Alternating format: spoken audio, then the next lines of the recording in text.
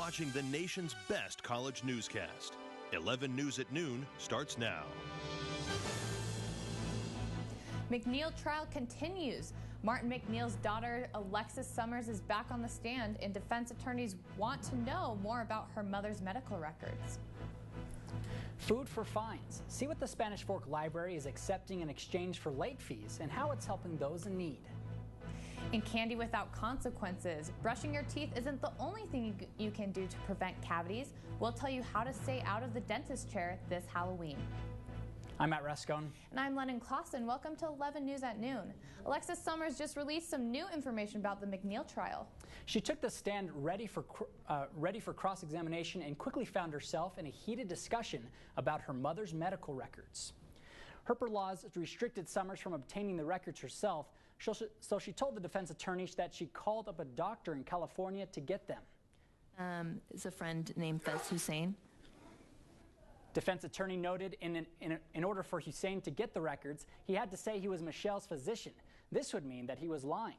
The defense then accused Summers of telling different stories about why she called Hussein. She later said that she was just calling to get an update on her mother's health, not to get the medical labs. You've made up the story that you told today since this interview, haven't you? No, I have not. Summers did admit that Hussein gave her some opinions about her mother's blood work on the day she died. The questioning is currently happening and no clear evidence has been found. Medical examiners are expected to take the stand later today. Candidates in Provo's municipal races have spent more than $30,000 rallying community support. Spending reports say David Soul has spent more than $12,000 in the race for the city council open seat. His opponent Ryan Franson has spent $5,000 as well. The candidates for mayor are also gathering money for election day. Reports say Mayor John Curtis has collected over $8,000 in donations the last 2 weeks. The only donation Jason Christensen has added since the last spending report is $100 of his own money. The man who police say drove his pickup truck up the steps of the state capitol is free on bail. Police arrested Gerald Green Monday for drug-related charges. Green claims he grows and sells his own marijuana, and officials found a growing operation under a crawl space in his basement. The off-roader has since bailed out, and so far he doesn't face charges for his Capitol joyride. A Verner woman pleaded guilty to charges of communications fraud after convincing everyone her 4-year-old daughter had cancer and accepting donations for treatment. Abriel Winkler's ex-husband says this is the third time she's tried to convince people of a cancer scare. A judge sentenced her to 30 days in jail, 2 years probation, and says she must pay restitution to her victims. Restaurants will be now asking customers if they plan to chow down before they can order alcohol. This new guideline is one of many the state liquor board approved on Tuesday in an attempt to clarify a customer's intent to dine. Utah law requires customers to buy food at a restaurant if they want to drink alcohol. The law does not apply to clubs and bars. What if you could get rid of your overdue library fees by donating food? 11 News reporter Andrea May tells us how much people in Spanish Fork can use a can of chili or a packet of ramen noodles to create a win-win situation. Frightening late fees are on hold at the Spanish Fork Library. Visitors can remove $1 from their overdue charges for every non-perishable food item they bring in through the Food for Fines program in November. The library says most of its visitors wait until November to line the counter with hundreds of cans and other foods to erase their fines. Our library patrons look forward to it. They look forward to, getting those fines waived as well as helping others. The library has teamed up with local food pantry Tabitha's Way so the food will help their community. Tabitha's Way runs completely on donations, so food drives like Food for Fines make it possible for Tabitha's Way to stay open year-round. Food donated by the Food for Funds program fills several barrels like these every week in November. By the end of the month, about 8 tons of food is given to Tabitha's Way. The food that we collect in during the winter months is what sustains us throughout the whole year. More than 300 families frequent Tabitha's Way each month, making the donated food essential for the food pantry. Osborne says the number of people coming in for food will continue to increase as the weather gets colder. I had a young man who came in who hadn't eaten for 4 days. The library says it hopes the drive will help many people in need this winter. In Spanish Fork, Andrea May, 11 News. The food drive starts tomorrow, and the library says it usually pulls in enough meals in November alone to feed about 10 families for an entire month. Healthcare may be free for Utah inmates, but not for the taxpayers. A new report reveals Utah has doubled how much it spends on inmate healthcare since 2001, and that money comes from taxes. The report says the age of inmates is the main reason for the rise in costs, and adds that Utah is looking into Medicaid so the federal can handle some of the costs. BYU announced a 3% tuition increase for the 2014-2015 school year. This means that LDS undergrads are going to pay about $75 more than they do now, and grad students will have to shell out an extra $90. BYU says the money will help pay for library and lab materials, as well as salaries and payroll benefits. Wow. Well, they need to start saving their money, huh? I know. I won't be around for it. So I know, me either, but oh well. All right, when 11 News at noon returns. Halloween sweets, it's okay to fill your pillowcase to the brim tonight. You can eat all the candy you want and stay cavity-free. And Texas torrent. Heavy rains may cause trick-or-treaters to swim door-to-door in the Lone Star State tonight. Trick-or-treaters will fill up their bags with all kinds of goodies tonight, but believe it or not, dentists say eating candy on Halloween isn't a problem.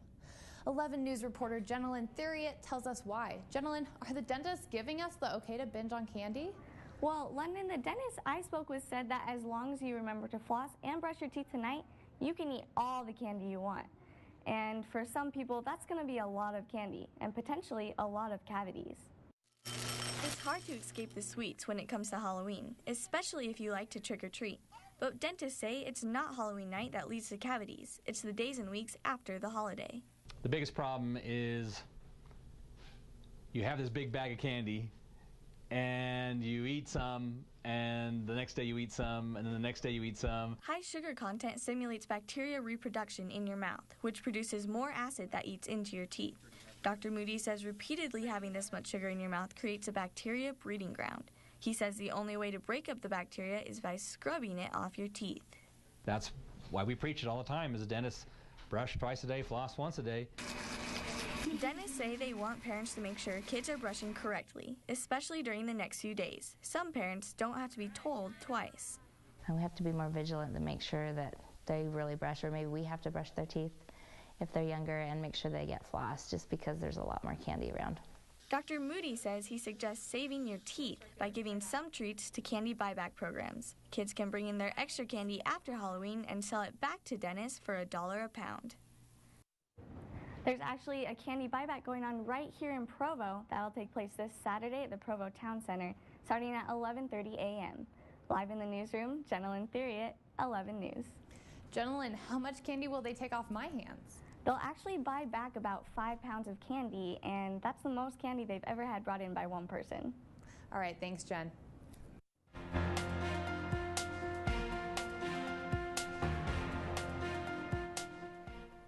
New evidence surfaces about a death in Georgia. A facility shut down in California leaves people behind, and flash floods flow through the streets in Texas. Here's your look at news from across the nation. A new video is sending parents of a dead high schooler back to the cops, and this time they're not taking no for an answer. This footage shows Kendrick Johnson hours before he was found dead, rolled up inside a gym mat at his high school in Georgia. The Johnson family is taking the video to the federal courts after investigators originally dismissed the case. The Department of Justice will announce later today if it will launch an investigation. Social services shut down an assisted living facility in California, leaving more than a dozen seniors to fend for themselves. The state closed the home because it wasn't measuring up to regulations and banned authorized caregivers from entering. The cook and a few untrained workers took over and say they're doing their best to look after everyone inside. Heavy rains fell on Texas overnight, causing flash flooding in Austin. Several counties in the area evacuated as surging water engulfed the roadways and broke through homes. The storm is turning Halloween into a ghoulish soaker for trick-or-treaters who won't be able to walk door to door tonight. That's your look at news from across the nation. London? Thanks, Matt. Wow, those Texans, oh my goodness. Yeah, that was crazy footage. Holy cow. I know, Chris, I can't believe, I'm sure all we have to worry about is just cold weather. Yeah, I mean, we're going to talk actually a little bit more about Texas, and then we'll talk about your Utah forecast, which for right now isn't looking too bad. Stay with us.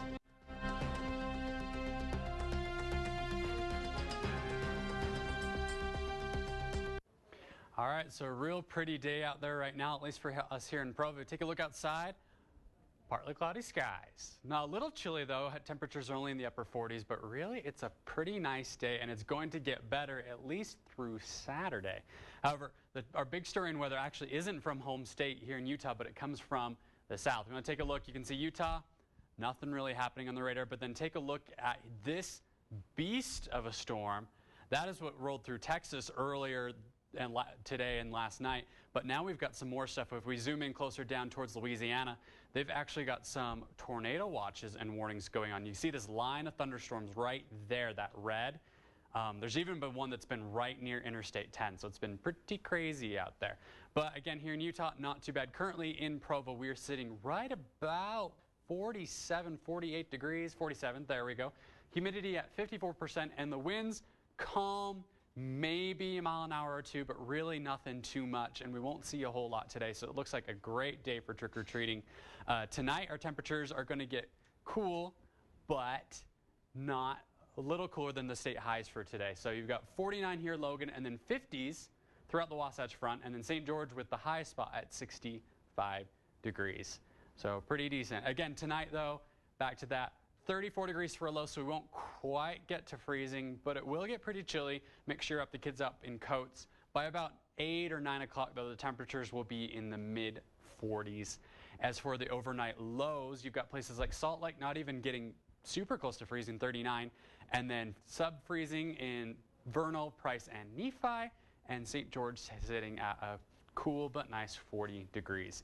Southern 5-day forecast, nothing too much. Again, high of today, 65 in St. George, 71 for tomorrow. But then if you take a look at towards the weekend, Saturday looks fantastic, 74 degrees. Sunday, pretty nice. But then Monday, a little bit of a change. We have about a 20-30% chance of some rain and snow for southern Utah. Northern Utah, fairly similar story. Cooler today, but then take a look by Saturday, 67 degrees for a high. We will see some wind on that day. But then the big story, if you take a look at Sunday and stretching into Monday, those overnight lows at 25 degrees Monday morning, that means we could be seeing some snow on the valley floor. Wow. Okay. So, well, that's too bad, because I mean, that weather shot that you had was beautiful. It's great out there right now. November's coming in and reminding us that it's November, that's for sure. So. Snow's coming. Thanks, Chris. Clark, so it's going to be such a beautiful day on Saturday. I'm sure the football team is just kind of bummed it's their bye week. Well, I mean, it's not too bad of a thing. You need an extra week to prepare for a tough team like Wisconsin. They're still going hard, repping strong. Next on sports, True Blue Hero. The story of a Cougar fan that isn't letting physical disability slow him down. What the football team is doing to honor his courage. And boisterous Beantown. Fenway was rocking for Game 6 of the World Series, and the Red Sox did something they haven't done in almost a century. We got more drama than a high school prom coming up.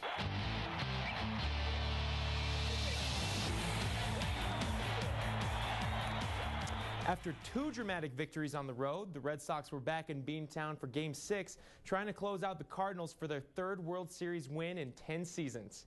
Things looked dicey early. St. Louis with 2 in scoring position in the second, but there's the whiff. John Lackey strikes out John Jay and then mean mugs his way back to the dugout. Still scoreless in the 3rd. Shane Victorino with the bases loaded laser. Flying Hawaiian goes high off the monster and scores all 3. 3-0 Sox. Let's go to the 4th now. It's J.D. Drew. He's Boston strong. I got to do it again. Say hello to my little friend. Long ball pads the lead. Bo Sox would take a 5-run cushion into the 9th. Can the Cards come back? Koji Ohara says, "Ya, dekinai ndaro." Strikeout ends it, and go crazy, folks. Go crazy. Boston closes out a World Series victory at home for the first time since 1918, back when a guy named Babe Ruth was playing for them. The Beards prevail over the Birds, and the Red Sox are world champs. 6-1 your final. Today's a special day for the BYU football team. No, it's not game day, it's Thursday. And as 11 Sports reporter Jake Edmonds tells us, it's a day the Cougars look forward to every week. Yeah, when you look at the BYU football players, you think tough and rugged college kids. But when you bring a fan like Dustin Matthews to practice, that attitude completely changes. Once a week, the BYU football team takes a break from the gridiron and spends some time turning the day into a memory that will last a lifetime. Yeah, nice to see you. They call it Thursday's Hero, a program that invites Cougar fans who have gone through physical or emotional challenges to come and meet the team. Family room or wherever you want, but I say the family room. This week's Thursday's Hero is Dustin Matthews from Evanston, Wyoming. For Matthews, BYU football ranks among his favorite pastimes, alongside hunting. Ever since I was little, my dad hunted, my brother hunted, and I always wanted to hunt.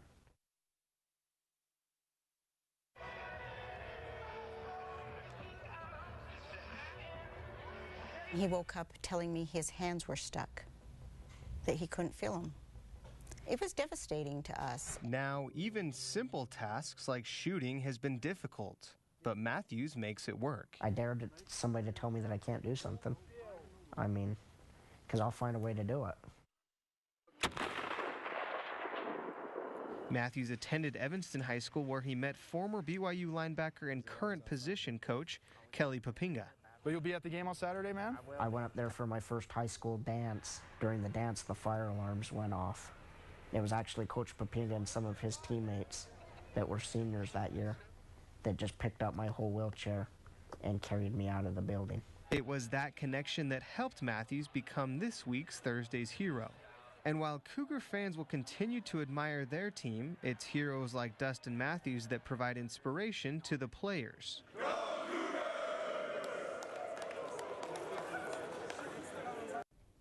Right now, it's elk hunting season, and Matthews is still trying to bag his first elk of the year. Meanwhile, the football team is on a bye week and will try to bag the Badgers next week. Clark? Thanks, Jake. That was a great story. Fact, the Utah Jazz missed the playoffs last year for just the 5th time in 30 seasons. The young squad looking to start this season on the right note, get it, against Oklahoma City, minus Russell Westbrook. First quarter, it's Gordon Hayward. He's going to go splash. Deep ball puts the Jazz up 7, but then KD is not being nice. Jam puts the visitors up, and that wasn't all for Durant, a.k.a. Iceberg Slim. You can't stop me. The Durantula finished with 42, but the Jazz still with a chance. Down 3, 6 seconds left. Gordon Hayward for the tie. Nuh-uh. Jazz get close, but not enough. OKC wins 101-98. The refrain "Free Jimmer" might be closer to reality today, is the deadline for the Sacramento Kings to pick up Fredette's team option for next year. If the team declines to extend the former BYU star, his rookie deal will expire at the end of this season, making it easier for him to be traded soon. Fredette did not play in the Kings' win over the Nuggets last night. If I told you yesterday that the Sixers would beat the Heat, let's be honest, you would have laughed.